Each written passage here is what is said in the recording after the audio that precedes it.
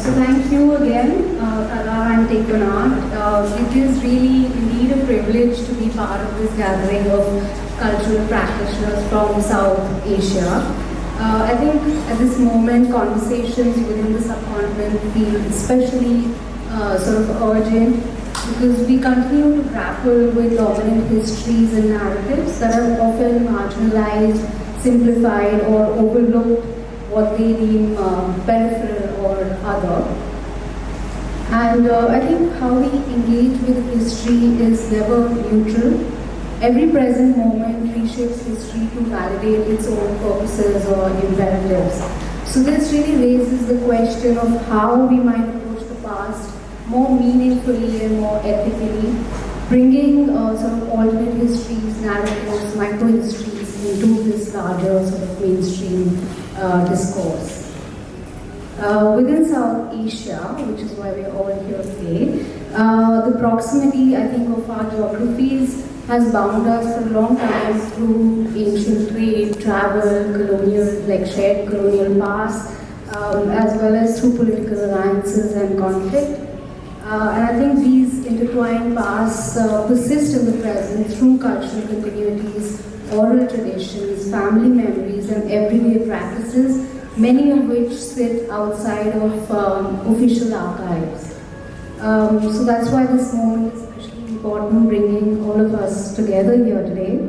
And paradoxically, I think despite this closeness within our geography, between our geographies, there are many more conversations really to be had to explore these linkages and to sort of really think through discourse in a different way.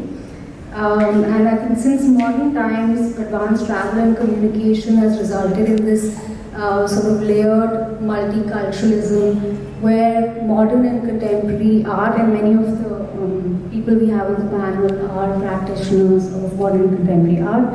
I think modern contemporary art has also taken on a more self-reflective forms which are shaped by migratory histories, diasporic belongings, and also cross-cultural aesthetic vocabularies.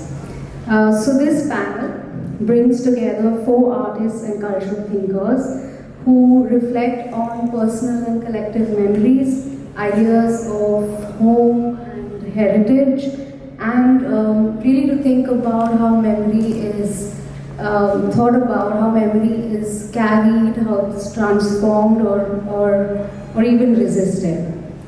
So these practices, I think, offer a very nuanced, together these practices offer very nuanced perspectives that move between the intimate and the expansive, revealing how domestic space and lived experiences can really change or shape how we think about culture.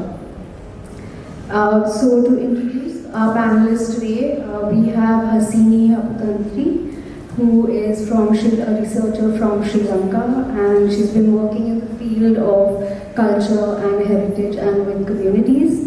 And the other 3 panelists are all artists. We have Pradeep Thalawatta from Sri Lanka as well. We have Gopa Trivedi from India, and we have Hamra Abbas from Pakistan. You can all give the panelists a hand. So I think through the presentations and the following discussion, this panel is really to explore how artistic practices can navigate these tensions between remembering and forgetting, between loss and continuity, and also how the personal intersects with the political, opening up possibilities for reimagining history, not as something fixed, but something that can be more sort of like a generative living force. So with that introduction, let's begin. I think we're going to begin with Pradeep. So Pradeep, if I can ask you to pull up your presentation and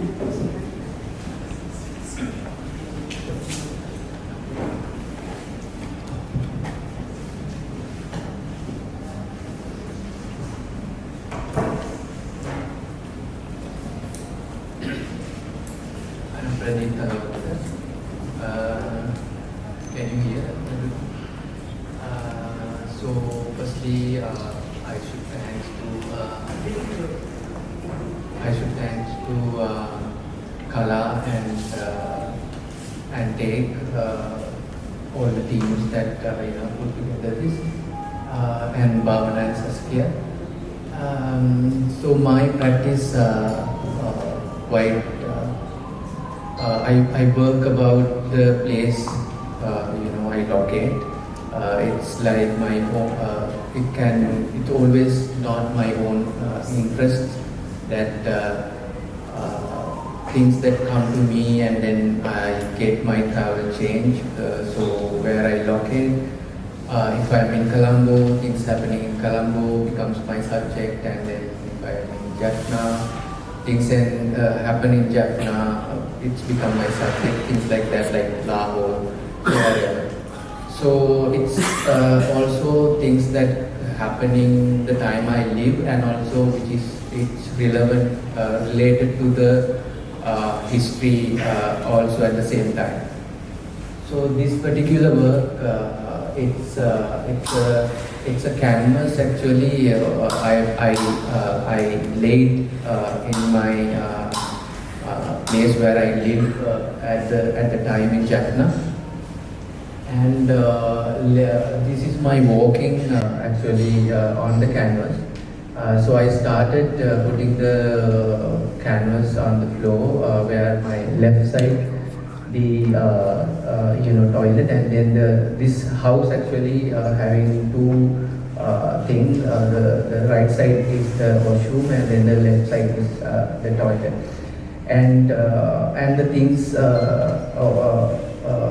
was in the corners in that portion. Then I later on, like after a few months, I drew or paint those things on the corners. Then I took the canvas and then I stretched, and then that's how I achieved it. And the corner right side, you see that small video kind of a thing. That the video also attached to the work. That video actually is about that that same time my living, the person I share my time. I ask the person to capture me, but of course both of that. The beginning was very conscious, but then it's become the usual, and then you forget that you are getting captured. So I asked the person to record me as like kind of a paparazzi, or like someone taking So this whole thing actually becomes that when I was there actually I hear lots about the people how take care of themselves, like during the wartime. Like if you know about the history, what we have, it's like 79 or 80, the war started, and then like somehow 2009, it got end, like we can say like physical one. So I was there 2010 to 12 as a lecturer in Jaffna University. So during that time, I hear people like how they hide within their houses, though it got bomb blast, like the cases that sometimes every walls were open, but they were trying to hide themselves, but it's not really that they are hiding, practically.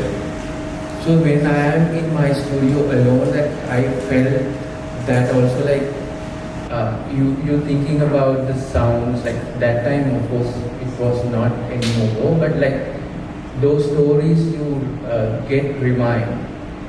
So then that you are living start also like capturing very specially, thinking about you are living, how important, and or like also like if we are not connecting with what we hearing from them, like each individual, like sometimes in relationship, even with society, instead that sometimes you are not really important, but you becomes the important within you, something like that.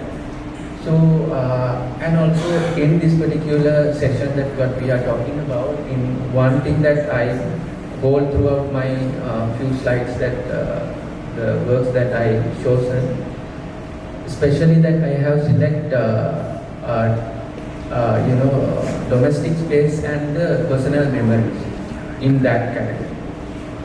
So in the end, like it was seen like all the corners things that I have placed in that portion, like it's not conscious, but in the end it can actually use in domestic violence too, like the older heartbeat and all the things, and also the other stuff. And can we go to the detail one? And this is the it's like how my kitchen was and my living and how I live there. And this is the canvas, like how the details go next. And this is also the same house, same studio. This is what I have used those time, because it's like I was the only Buddhist, like that. My mother and father, they are Buddhist. Like I'm not really practicing as Buddhist, but like so someone can say I'm Buddhist. So I am there, and most of them are Hindu, Tamil speaking, and I that's how like I think about myself, like what I am doing there, like, because my traveling was actually not that go-ended place that I go and teach. It's all again like I got bored with the art scene, or like I want to go away from this scene, or like distance with the place, something like that. So, and then when you are placed in a place that when you realize what's exactly the place, then you start like digesting and reading closely, and then the whole history behind the sort. So then it's all about that collecting what you are eating, and everything, and then the other work also, which is attached to the these two are together as one work. The mirror actually, whenever I wake up, I see through the mirror, and then you freeze a time and planning the day, and then the whole history behind what you are hearing. So then I attach two words together. So this is the detail of that's my mirror, what I see myself all through whatever years I was there, and the collection. And this is the piece that it's not really domestic space, like kind of tangible, but again very much attached to my 2023 family got a very bad accident, and some of my works that it comes, and those works actually I am just exhibit, but not really kind of selling. I don't know why that, but this particular piece that accident actually later on it's very personal, and then later on what I am thinking that how people got together around us, and especially art, seeing every friends and curators, lovers and all. And I becomes actually more and more like looking depth to what my profession about. And this is the detail of that piece. It's all about mirrors, that my vehicle corner of the mirror, and then the mountain and the landscape. Because later on it's got physically damaged to us as family, but like it's all about later on I'm thinking that we have hit on a beautiful mountain, but it got changed our life in lot many ways in positive. And this is again I also work about even my last solo about lot. The 2022 March, the which we call Aragalera, in Goldface that most of the Sri Lankan came together and start for asking for to president to go out. It's Gotabaya Rajapaksa was the president at the time, and then all people were asking Gota go home.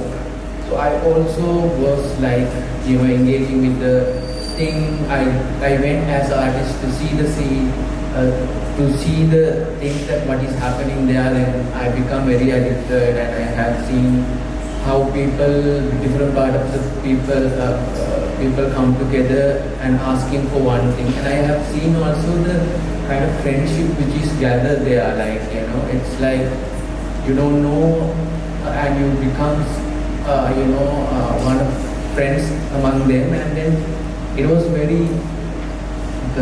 I felt very, close kind of friendship over there.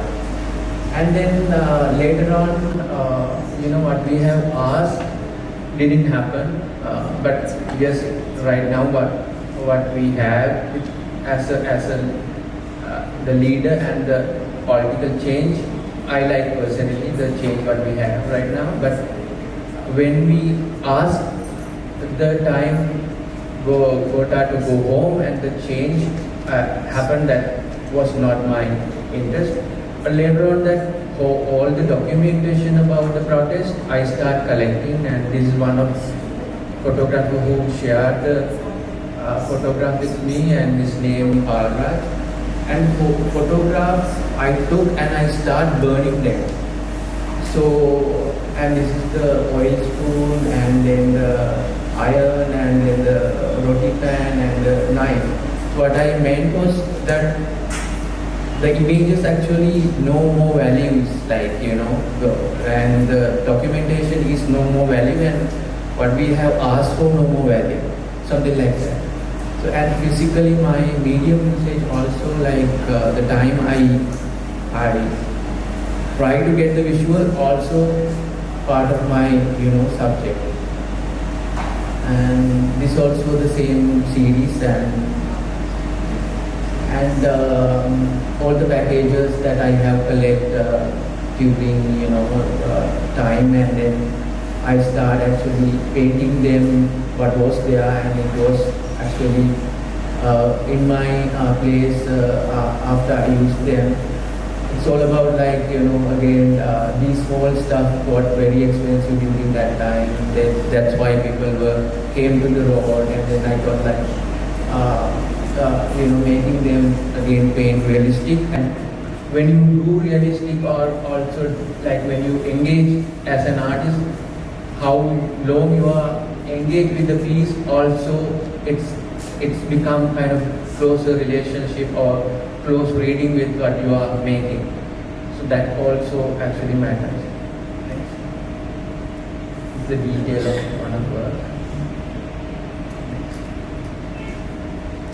Again domestic space, and then all the erratic positions, and then it's all about that. It's again that talking about the routines to function your day, and then kind of your interest, kind of your things that you start as with all the feelings won't be the same. When it's continued as routines, and you cannot break the routines when you have a next generation of kids, and then again your domestic space, and then you and your partner. Yeah, and this is again it's called like. It's a kind of a studio background, and then the domestic works that we do, and I have done this as like I cut the pictures, and then I put in album cover. It's like kind of a wedding album too. Yeah, and this is the details of that.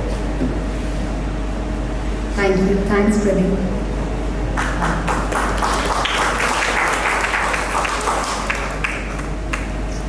We can now move on to Hasini's presentation. Okay. thank you for inviting me into this beautiful constellation of artists. I'm not an artist, so I feel a little bit like the ugly duckling. I'm a researcher. And my exposure to this work, this topic, comes not from art and theory per se, or as I said, not as an artist, but as a project officer about 15 years ago, working with a bilateral development aid project between the German government and the Sri Lankan government on conflict transformation. So my entry to this topic was through policy dialogue and institutional work. But fortunately, my colleagues also allowed me to work with arts. So we ended up building a culture and arts portfolio, which I worked with for 10 years. So that allowed me also to transition from those high dialogues to approach the topic through homes, through ruined buildings, through conversations with people who had to live with shrapnel inside their bodies for the rest of their lives, through works of friends who were turning their pain into art and trying to understand that person and the work and how to find ways of connecting with it. So that's how I came to this topic. Maybe the next. And I don't take the space to work with art for granted, because when we tried to work with arts, there was a lot of criticism. We were wasting money on butterfly projects. And that's something that that criticism, that line that appeared on newspapers has stayed with me for 15 years. So I don't take the opportunity to work with art for granted because of that. But we ended up creating spaces for different groups who have been estranged apart for a very long time to come together and have these conversations at a very personal level about topics which are very loftily framed, like conflict transformation and reconciliation. These are not words that people really warm up to. In fact, Puja actually asked me, could you actually briefly explain what these topics mean, because there's a distance between this and normal people and how we actually experience these things as we live our lives in different circumstances. But I don't want to give authoritative definitions here, but my own take of what this means.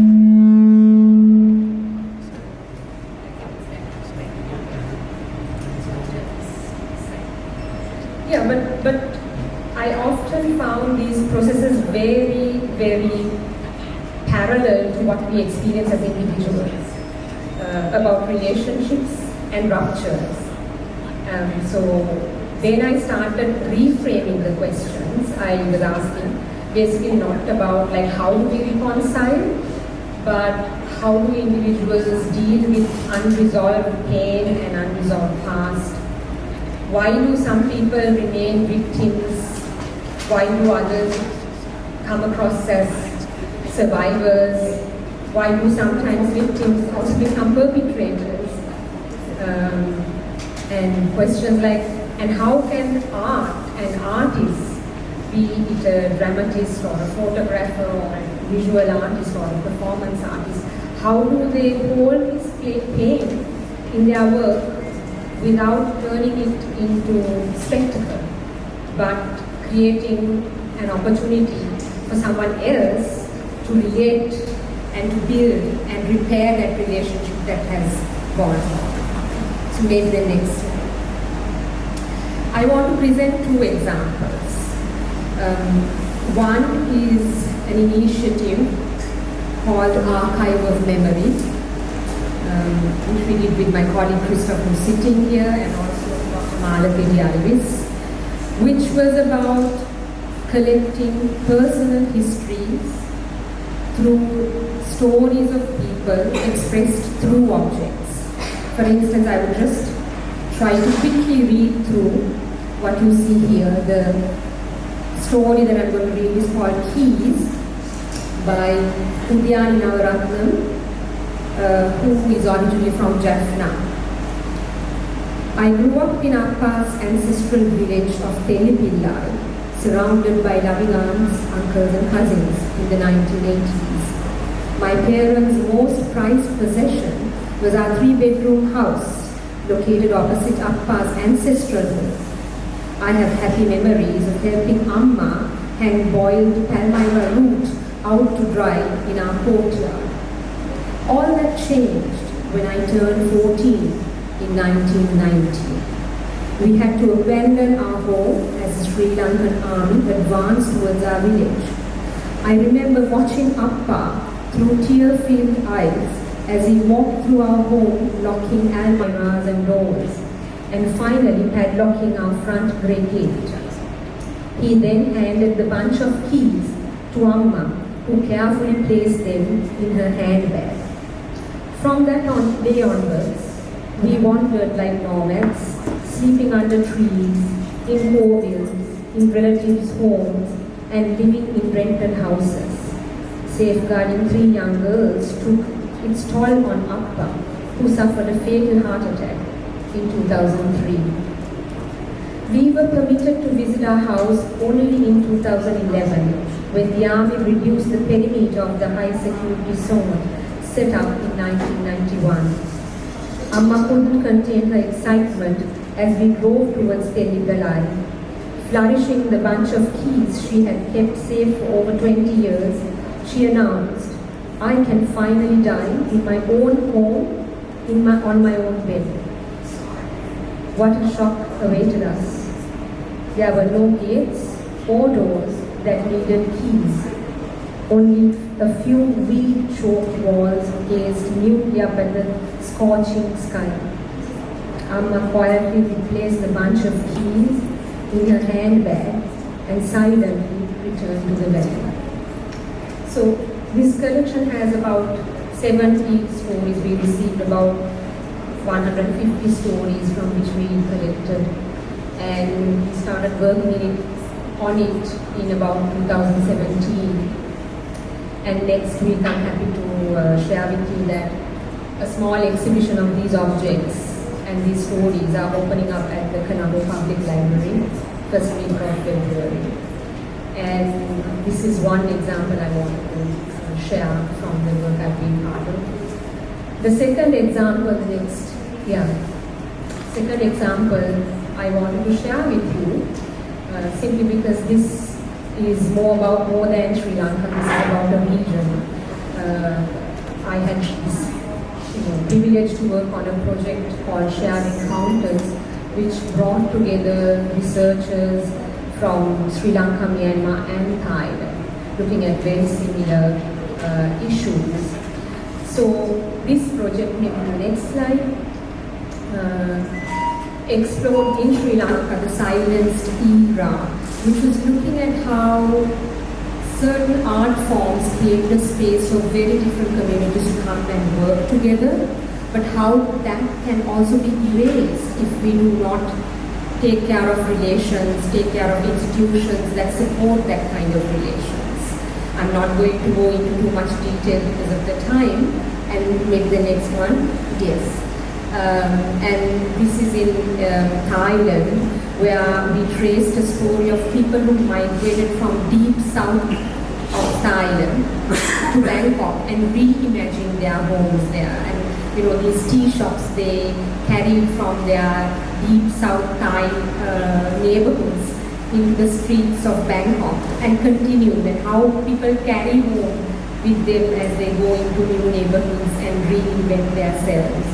And the third one, thank you, is about an old town in Myanmar and how its cityscape was changing over time from the colonial experience and the nationalist politics to what we are experiencing today. So this is the central marker that you see there, and tracing all of these through the surfaces of buildings that were left. So, in a way, to wrap up, I think I don't have anything earth-shattering to say, but to say that these terms that we use, what we are working with here, is not just institutional. These processes are relational, and for relational repair, we need creative forms of connecting, of healing. And that memory is also not a static archive, it's a living practice. And that becomes a wonderful source of inspiration for artists to express, to heal, connect, like what we saw in Pradeep's experience, and I'm looking forward to hear from Hamra and Gopa. So thank you very much.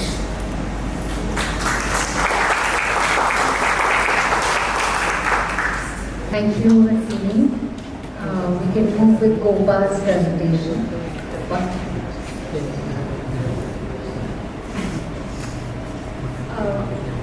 Good evening, everyone. I'll just briefly give an overview of my engagement and then begin with the presentation. So over the last decade, my practice has moved through different materials, places, stories and phases. But one pull has remained constant, a pull between, towards the in-between spaces. I'm drawn to moments where certainty loosens, where something quieter begins to appear. In the early 2010, I had an opportunity to go to Jaipur, and that's where I got introduced to the South Asian manuscript traditions.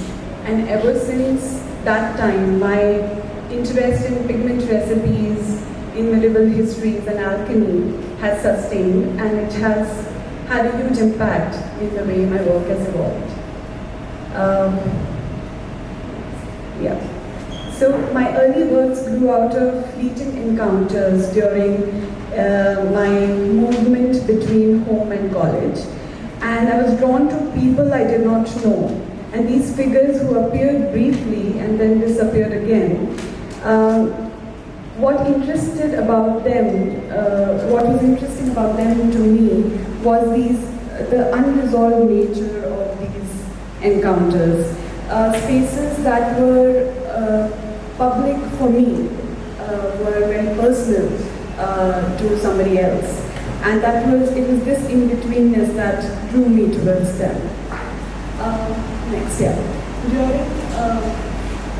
during a visit home post-college, my mother once asked why I had never drawn her portrait.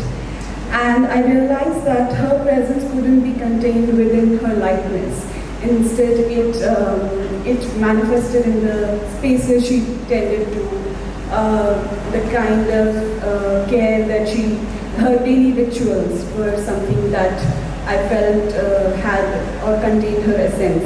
But eventually, these portraits became a larger representation, or you can say a portraiture of a middle class, expectations of a middle class household woman who was torn between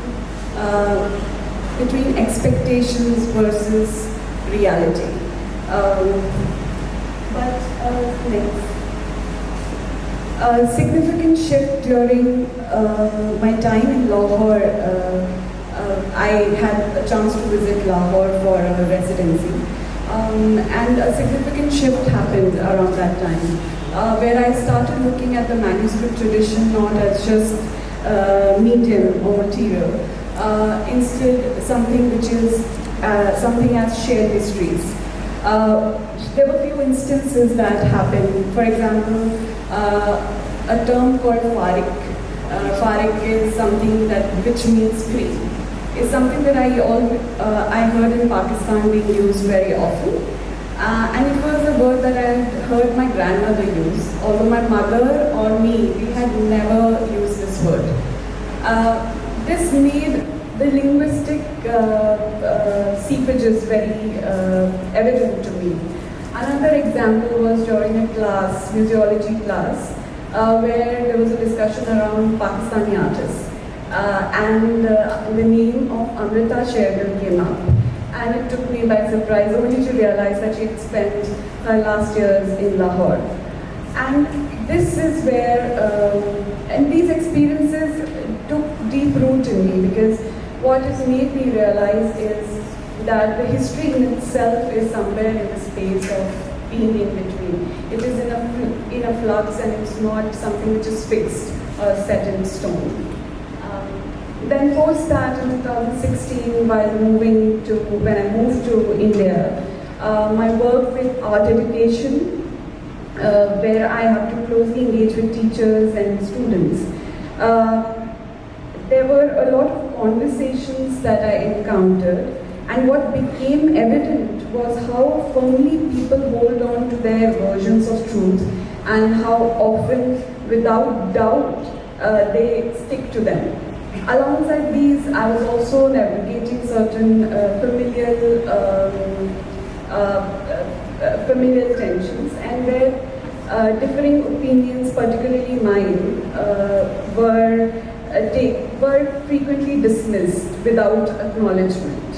And this dissonance between these spaces and classroom and home stayed with me.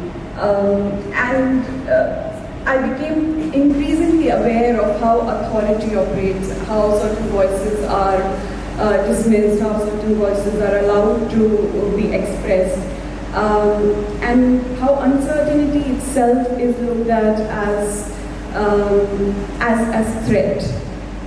Over the time, these experiences converged into a long-standing engagement with the color and pigment recipes, many of which come from plants themselves. I started looking at botany, and botany especially because because I felt using something soft to speak about authority, and how like a way to use the language of plants to unsettle singular ways of thinking is something that I was looking at, and hence that converged to Gulista, which was a project that I had undertaken in 2024. Now this project takes from the garden based on the charbagh, often imagined as paradise. Yet most of the plants in this garden are not native. They arrived to the subcontinent at some point of time in history. And each plant carries multiple names, multiple stories, contradictions. We can go next. And the garden does not attempt to resolve anything. In fact, it was an attempt to put forth these multiple truths that can coexist in the same space. So somewhere, when we are faced with the multiple realities placed next to each other, and how it kind of coexisted, and how they in fact added to each other, made it richer rather than taking away from something. That as one kind of looks at multiple realities as multiple versions of truth as threats. Surrounding this garden were these monsters. This series called Monsters of a Making. Now, these figures emerged from my engagement with early cosmological writings and travel texts, where imagination often filled the gaps by distance and limited knowledge. Texts like Naturalis Historia by Pliny the Elder describe distant lands and people with complete authority. Today, these descriptions may seem fantastical, but they were once accepted as truths. So what interested me is not their inaccuracy, but how knowledge was constructed, how certainty emerged from partial understanding, and this inquiry sort of continues even today within my recent works, where I'm looking at these cosmological writings like by Al-Biruni, writings of travelers like Al-Biruni, writings of Ajaib al-Makhluqat, where these myths talk of imagination and storytelling and how they're deeply entangled. So I'm looking at these currently. So to sum up, as I look across my practice, what remains constant is this movement from intimate to historical, from material to cosmological, from certainty to contradiction. And in that sense, reconciliation for me is not about agreement or closure. It is about learning how to live with unresolved histories that coexist.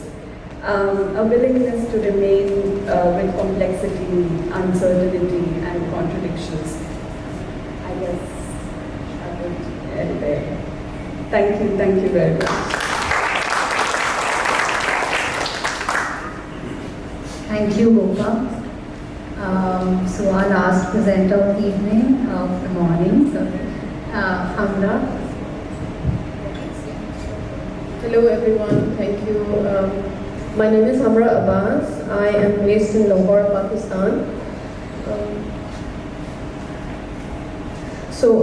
I was trained in sculpture and miniature painting during my formative years. I have done a lot of work in various directions spanning 2 decades. Today I will aim to tell a very concise history of my practice in about 10 works. And I'm going to read from this so I stay within the time frame. First image. I start with Baraka Gifts. This is one from a large series. It's a monumental version of a water bottle that is typically used by the pilgrims to carry holy water of Zamzam in Mecca during rituals. The series look at a number of hybrid objects of daily use under a guise of religious desire in the material culture of Islam. Text. In Kaaba picture as a misprint, which is a print-based work, CMYK printing method is used to speak about the different ways in which religious experience may be understood. Error in the form of misprint is highlighted to talk about multiplicity and diversity in contrast to one singular belief or point of view, especially in religion. Every Color is one of my many miniature portrait series that I have created throughout my practice. This particular work is based on Lahore's transgender community that has been displaced as their traditional role as performers has fallen out of taste with modern culture. Now, most of them are seen on streets begging to make ends meet. These works are painted on gouache on silk, using gongbi, that is a Chinese style of painting, combined with Mughal miniature painting style. Please Do Not Step, Loss of the Magnificent Story is also one of many iterations of text-based paper collages that I did throughout my life away from Pakistan. I started making these works as a student in Berlin and continued as I lived in Boston. I did this work for V&A in 2009. It was pasted on the floor as a temporary work and was destroyed by people walking over it during the course of the exhibition. In the aftermath of this work, I had a strong urge to recreate it.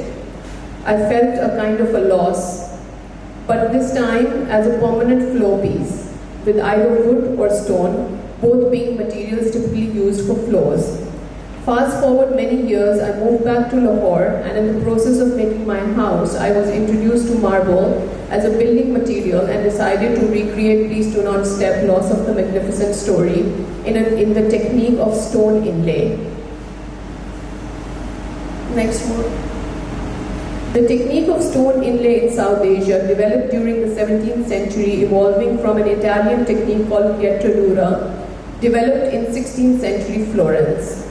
Mughal rulers embraced and perfected this technique, Taj Mahal in Agra and Jahangir's tomb in Lahore being some of the finest examples. It was called Parchinkari in South Asia and involving cutting and fitting pieces of colored stone into marble surfaces, mimicking painting in stone.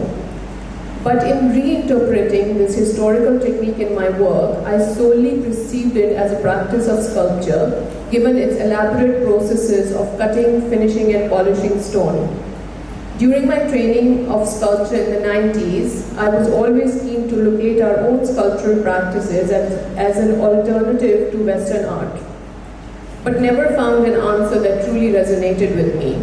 Learning about the technique of stone inlay, I thought I finally got it, as it opened my eyes to a world of new possibilities. Next. Waterfall Gardens of Paradise is the first of my garden series, which was based on various architectural elements and frescoes found in Lahore in historical architecture. On the right side, you see the waterfall from 17th century Lahore Fort in Lahore, and on the left side, you see my work that is based on that waterfall, called Waterfall Gardens of Paradise. Here you can see the influence of my print-based work, such as Kaba picture as a misprint, in the form of a color spectrum made in stone. This series paved the way to make large bodies of work in stone, all referencing an overarching thematic of the garden as seen in Islam. Next. Years later, I made garden for Expo 2020 in Dubai. This is my first permanently installed flow sculpture that people walk on. Here I transitioned from the borrowed garden imagery from historical sources to using my own photographic references. This was also a work that summed up all of my works that I had done in stone until then by creating a holistic image of a fantastical place, utopia, or the garden. Next. Garden made way to make new series called Mountain. Mountain 1 was an experimental work based on a drawing that was originally made for garden but was too large to incorporate, hence turned into a new independent work later that year. Using the various shades of lapis lazuli as a singular material to make entire works created an expression between realism and abstraction. Next. This was something that wasn't deliberate, but a result of natural progression of work and experimentation, which I happily embraced. Next. Aerial Studies, commissioned by Lahore Binale in 2024, is based on aerial photography of the Gilgit-Baltistan region in Pakistan. It observes the alarming effects of climate change and rising temperatures and its effects on the mountain ecosystem. Next. Tree Studies is my most recent work commissioned by Louvre Museum, Abu Dhabi.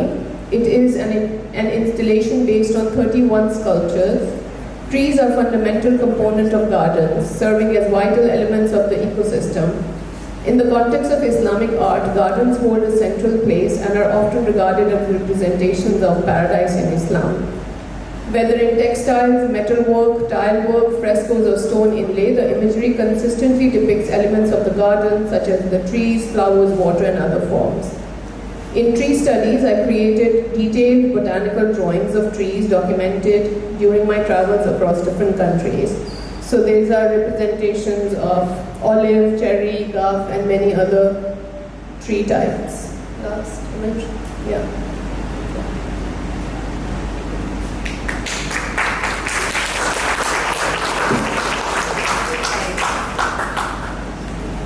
Thank you to all our panelists.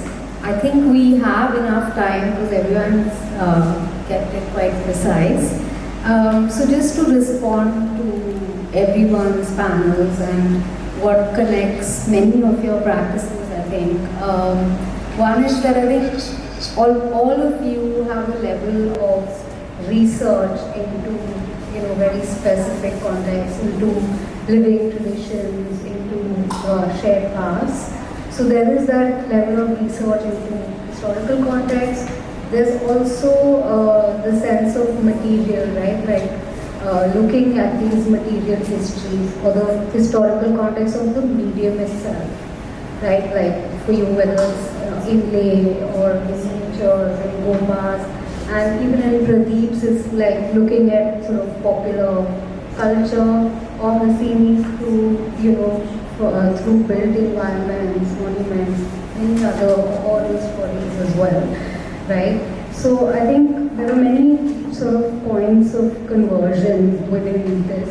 Another thing is that all of you have engaged with the idea of place. Also, many of you moved through these different kind of geographies, whether studying in Lahore or into Jaffna, and so engaging with these contexts through a sort of placeness or positionality that you bring, and using sort of living traditions or these kind of historical contexts to comment on the here and now, in the present, what does this mean, right? So I think since we have enough time, maybe we can do a question each, and then later we can open it up also to the public. So Pradeep, I think I'll go according to the presentations. So in your work, you use packaging material, you use found photographs, objects, and things like that, right? It really is the sense of a material history of the urban, of the popular imagination. Whether, especially I was thinking of the use of the photograph in your works. So these are already existing documents that then you have morphed or burned or reworked, right? So how does this reworking, in a way, you're using this existing document and then inscribing something else for people to look at it in a different way, right? Like you were saying, there's a certain apathy when you of news and things. Those are the sort of images that you used, and the images are very specific. From what you had told me in our discussion was that you took these images from photographers, from journalists, which recorded very specific, events within the political climate of, say, Sri Lanka. So how does, morphing these photos and things in your own way, how do you think that the existing document then becomes a new way of recording and rethinking memory? And can you say a little bit more about that?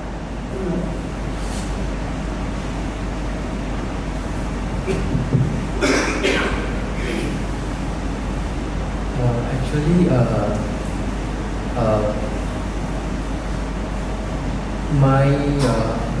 somehow I get very boring with some certain work that, if I continue 2-3 more, and firstly I think that I should enjoy by making. So of course that it will end up with anything else, but that part actually I need. So for that I try medium-wise lot, like my whole thinking process will start from the medium sometimes, most of the time, and then the idea comes later, So and in there, when I each piece actually it's become a different projects for me. That's also very helpful. You think about, you produce a body of works, and then you think about the kind of a narration of when you see the things together. Even that happened last exhibition, some works are about protest, and some are very personal within the domestic space. And what I trying to say that when things you start peeling off or layering, and then the whole research, all the images, all the text, and then all the materials will get together. And as I said that my involvement with the mediums or the subject matter, and when sometimes, most of the time, it's very much time taking, and that time taking actually more will helpful for digesting, for me to practically making the piece, and also like understanding what really I am making, because in the end, like even in the end you should enjoy the piece while looking at it.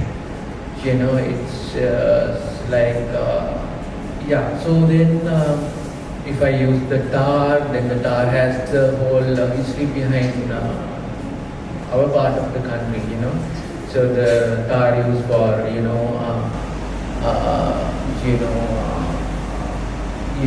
like if you take the Sigiriya painting that the people have throw the tar on it, and then the road changing, expanding, and all, like it becomes all party politics, like leader change, for their campaign. And again, all the protests, you come to the road at like one medium, and then I use like sandpapers, I use like photo, and then photo burning, and then whole burning process that my involvement, my physical involvement becomes actually healing myself in a way, and by doing, by attacking or by throwing things to the surface. And also, I also believe that working with assistants, working with artisans and all, like not really touching by yourself also, it's I really like, it's because my part is not really that sometimes physically making, Of course you are physical there, but like with other engagements. Thank you. Hasini, thank you for the presentation. I just wanted to ask, there were a couple of things that you mentioned.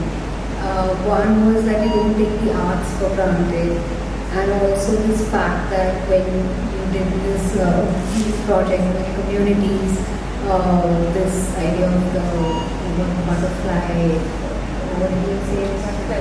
Butterfly projects, which basically you said means like people viewed it in a sense that they're not actually making much difference, it's more for optics or something like that, right? So how do you really, where do you, like, what do you think is the place for the arts within this work that you do of social integration or reconciliation, which in your in your work means to actually help people address personal trauma. So I guess to maybe answer Gopa's question also, probably having to talk, maybe we should go beyond terminologies also, because I think it can get limiting and means multiple things in different contexts. But basically, what is the role of the arts, and how do you think it can be better? How can these things sort of come together, like social integration and using the arts, and also recording these historical processes in the way that we do, looking at shared histories? So if I get the gist of your question is about what's the role of arts, right, in all this. Well, like just listening to the three artists here presenting, I think it works in very, very different ways, with very different people, very different contexts. So, like I feel like it's not one thing that art does.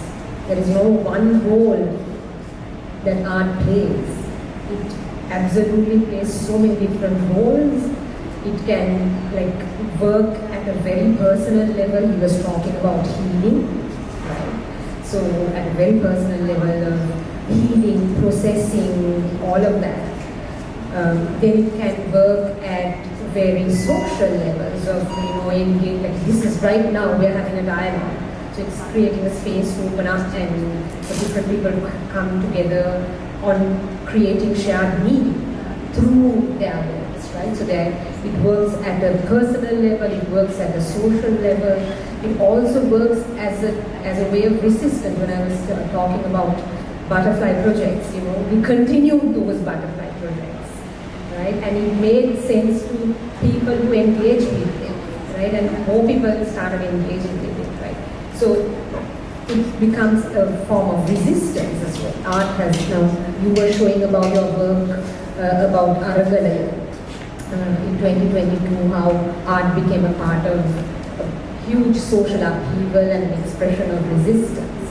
So I think I have a PowerPoint somewhere in my laptop which maps the social functions of art and functions of art at a personal level. So many, but the ability to hold complexity, hold trauma, hold multivocality, I think these are very, very important functions that our societies, modern societies need, whether you are in Sri Lanka or anywhere else. So that is why I repeat that I don't take art for granted, because sometimes institutions or governments fail to recognize all these functions it's fulfilling, while we think of it as look at it like a butterfly project or an elite practice that happens within a gallery and few people having cocktails and talking about them. That's not what it is, But these interpretations are also out there. So that's why I see it's really important to recognize work with those interpretations. I hope I answered it somewhat. Thank you. Gopa, so you mentioned that you sometimes, like the work that you're doing began actually with looking at the idea of miniature and in terms of technique and process, and then while researching into this medium, which has its own history across many places in South Asia, India, Pakistan. So, and your own experiences of sort of researching it within these pieces. I remember you mentioned that you went to Lahore and studied it. You also studied pigments and things in Jaipur, right? So how does these sort of more historical practices, what do you think is the power of these practices in the way that you use them? What is, how does it help you sort of open out these contested histories? So when I talk about the material histories, as I mentioned, that I got introduced to the pigment histories by looking at the pigment recipes and how it is looked at, mostly in the South Asian context, it is looked at as, okay, material and techniques are very much, whenever you talk about Indian manuscript traditions, you talk about these materials and techniques. But what happened was that when I got into it, what I realized is that, like, while I was in Jaipur, I went to different shops. Like, I went to, say, a Unani medical store, an Ayurvedic store, or jewelry shops to collect these stones and collect certain stones which are used in medicines. What clicked over there to me was that something that we think is so contained, which is only particular to a particular kind of practice, actually permeates so many different fields itself, like medicine and jewelry, all of that. And the more I got into these histories, what I realized that it doesn't belong to one particular culture. Even material, while reading about it, reading about alchemy, it also connected me to Venetian art. Venetian art is how, the story of yellow, how Vermeer used it, how the recipe of, I started reading about recipes of making lapis lazuli by Cimini. So, then it brought me back and connected me to the Renaissance that we have been studying about the European artistry. So what it did was not contained to a particular thing. It opened out my perspective into and also like at home, whatever we are eating, gum arabic is used, so we also keep bone color. We use bone laddu. It's a specific dish that is used.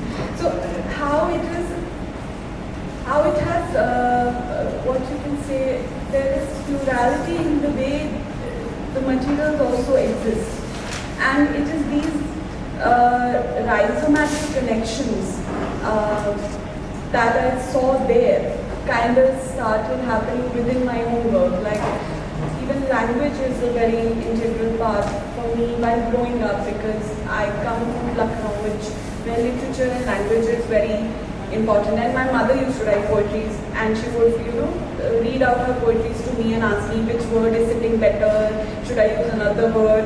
So these nuances, so for example, the term Gulistan itself, it means the rose garden, and also it is a terminology which was used in the 90s to mean a nation. And so what I started doing, what this did is that looking at multiplicities basically.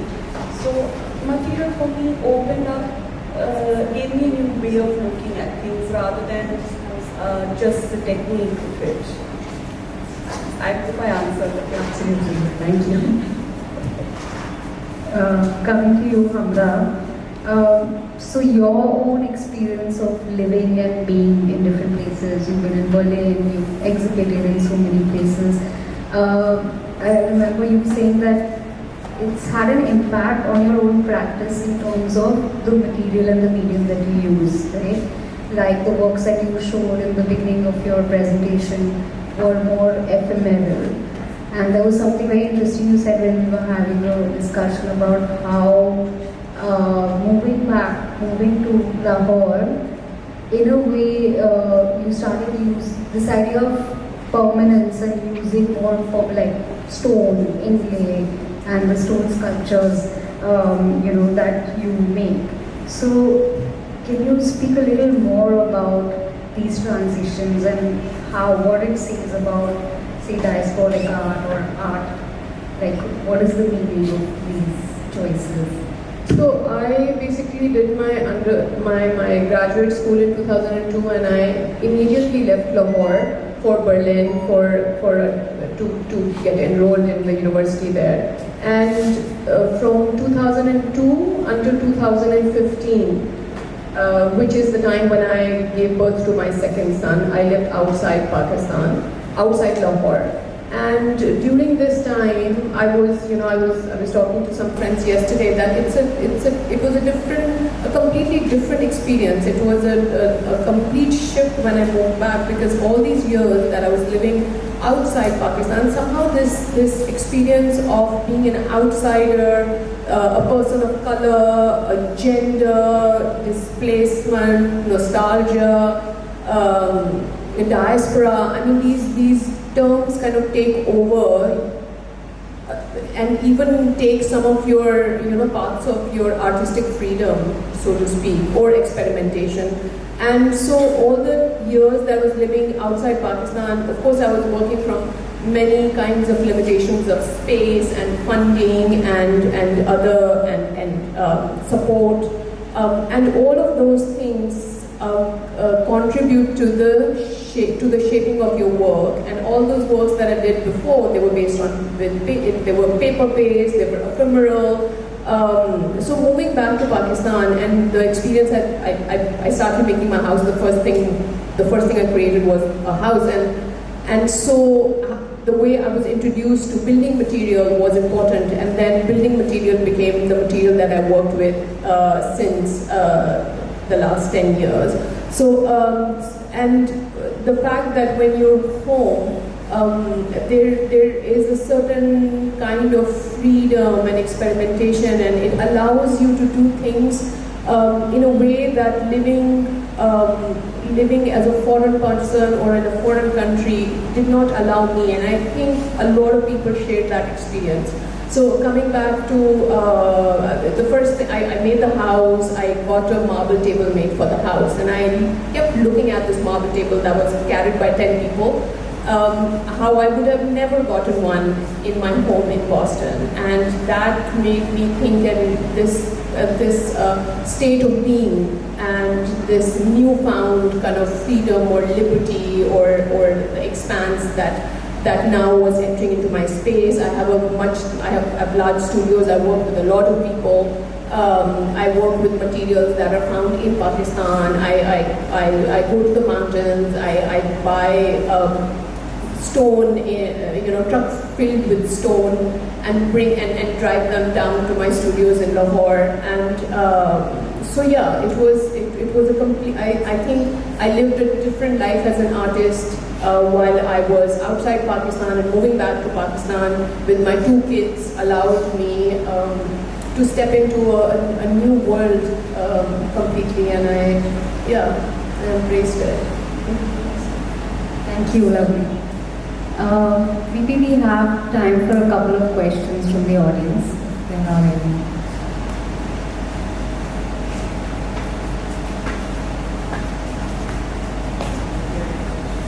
I was sort of fascinated during the discussion, on this kind of idea of pain. So in fact, when you purchase something from a gallery, it's very easy just to see that piece within the context of color, size, subject. But obviously, listening to each of you speak, there's a process of pain, which is to do with expectation, which is to do with the thought process, which is to do with execution. But that was very apparent in terms of how each person spoke. I'm just wondering whether someone would like to pick up on that point. Because often as a collector or as someone purchasing something from a gallery, it's very easy not to think about that mental process, that physical process, that emotional process. So does anyone have any thoughts on that?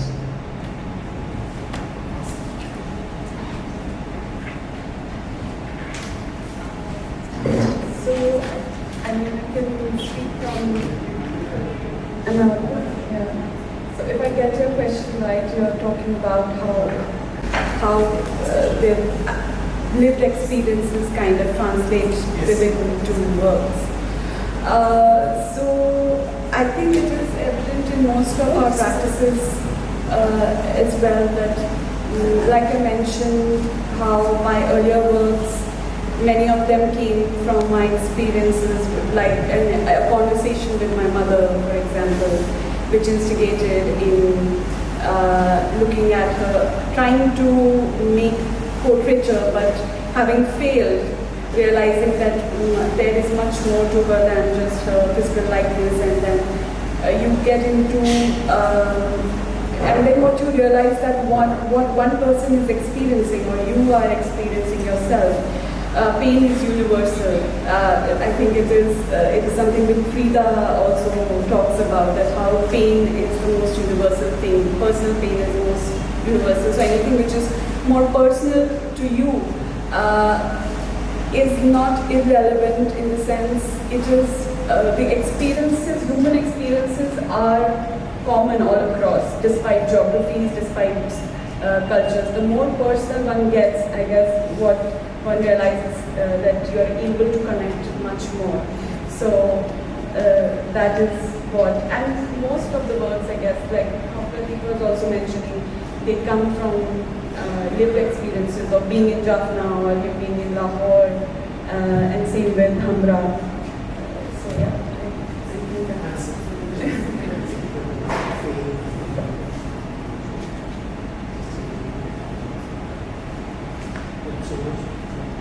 Anyone else? I just want to say to you that the projects are really interesting. The kind of projects you guys are doing, and I really like the titles of the project, like Butterfly Project, Keys.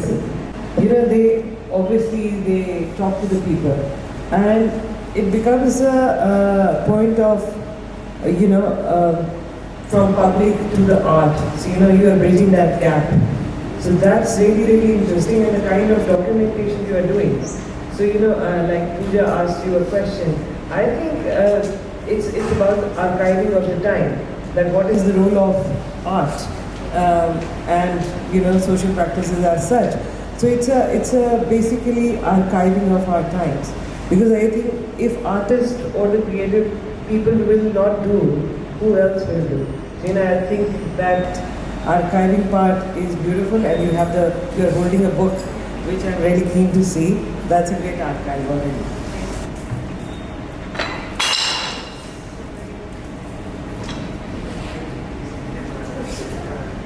Alright, thank you everyone. That brings us to the end of this session, and I think there's